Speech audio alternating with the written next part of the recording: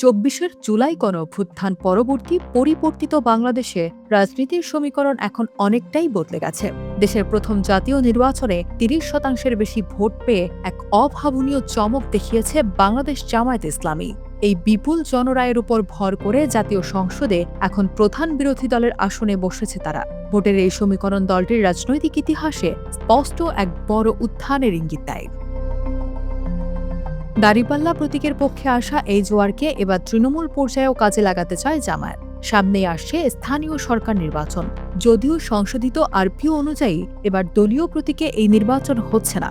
নির্বাচনের দিনক্ষণ এখনও চূড়ান্ত না হলেও দেশের গণতান্ত্রিক যাত্রাকে এগিয়ে নিতে পুরোপুরি ব্যস্ত সময় পার করছে দলটি।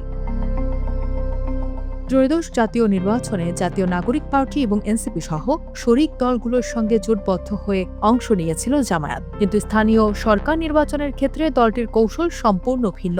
এখানে কোনো জোট নয়, বরং এককভাবেই লড়াই চূড়ান্ত সিদ্ধান্ত নিয়েছে জামায়াত। সিটি কর্পোরেশন, পৌরসভা এবং উপজেলা এই ৩ পর্যায়ের নির্বাচনের জন্য প্রার্থী চূড়ান্ত করার প্রক্রিয়া ইতিমধ্যেই শুরু হয়ে গেছে।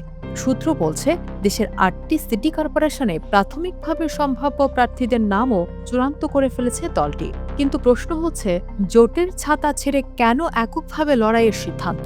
আর কেমন হবে জামায়াতের প্রার্থী বাছাইয়ের প্রক্রিয়াটি? এসব গুরুত্বপূর্ণ প্রশ্নের উত্তর ও দলের নিখুঁত রণকৌশল উঠে এসেছে জামায়াতের নীতি নির্ধারণী অবস্থান থেকে। দলটির সেক্রেটারি জেনারেল মিয়া গোলাম পরোয়ারের দেওয়া বক্তব্য এবং সাংগঠনিক সিদ্ধান্ত অনুযায়ী স্থানীয় নির্বাচনে প্রার্থী মনোনয়নের ক্ষেত্রে জামায়াত এবার সততা ও নৈতিকতাকেই সর্বোচ্চ অগ্রাধিকার দিচ্ছে।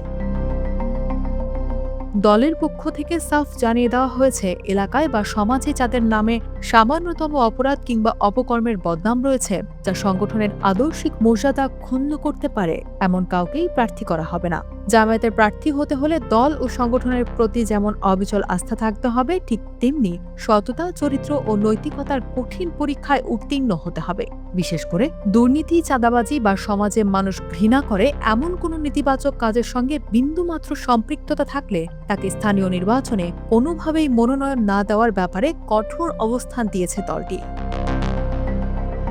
এককভাবে নির্বাচনের পেছনের মূল কারণটি মূলত দলটির সম্পূর্ণ সাংগঠনিক কৌশল। জানা গেছে, স্থানীয় নির্বাচনে জামায়াত কোনো জোট বা ঐক্যবদ্ধভাবে অংশ নেবে না। জোটের প্রতিটি দল আলাদা আলাদাভাবে তাদের নিজস্ব প্রার্থী মনোনয়ন দেবে এবং নিজেদের শক্তি প্রদর্শন করবে। এটাই দলটির সর্বোচ্চ পর্যায় থেকে নেওয়া চূড়ান্ত সিদ্ধান্ত। তবে কি জোটের রাজনীতিতে কোনো ফাটল ধরল? সেই আশঙ্কাও একেবারেই উড়িয়ে দিয়েছে জামায়াত নেতৃত্ব।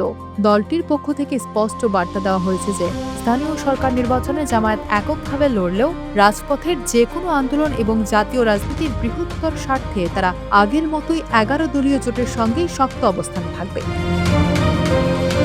রাজনৈতিক বিশ্লেষকরা মনে করছেন, এককভাবে নির্বাচন করে তৃণমূল পর্যায়ে নিজেদের প্রকৃত শক্তি ও একক জনপ্রিয়তা মেপে নিতে চায় জামায়াত।